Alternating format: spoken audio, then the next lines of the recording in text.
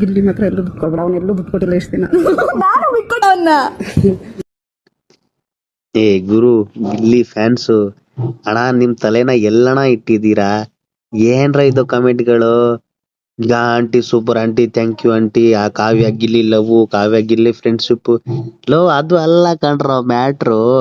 ಹೆಂಗೋ ಇಷ್ಟು ದಿನ ನೀನು ಗಿಲ್ಲಿಯ ಬಾಲ ತರನೇ ಇದ್ದು, ಗಿಲ್ಲಿಯ ಕಾಲ್ ಕೆಳಗಡೆನೆ ಇದ್ದು, ಹೆಂಗೋ ಇಲ್ಲಿವರೆಗೂ ಬಂದ್ಬಿಟ್ಟಿದ್ಯಾ. ಮುಂದೆ ಕೂಡ ಹಿಂಗೇನೆ ಮಾಡು.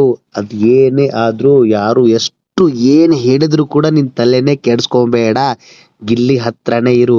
ಬಿಗ್ ಬಾಸ್ ಗೆಲ್ತಿಯೋ ಇಲ್ಲೋ ಗೊತ್ತಿಲ್ಲ, ಅಟ್ಲೀಸ್ಟ್ ಗಿಲ್ಲಿ ಬಾಲ ಹಿಡ್ಕೊಂಡಿದ್ರೆ ನೀನು ಬಿಗ್ ಬಾಸ್ ಫೈನಲ್ಸ್ ವರೆಗೂ ಆರಾಮಾಗಿ ಬರ್ಬೋದು ಅಂತ ಇವಳು, ಈ ಆಂಟಿ ಮತ್ತೆ ಆಂಟಿ ಮಗ ಇಬ್ರು ಅದೇ ಸಜೆಸ್ಟ್ ಮಾಡ್ತಿರೋದು.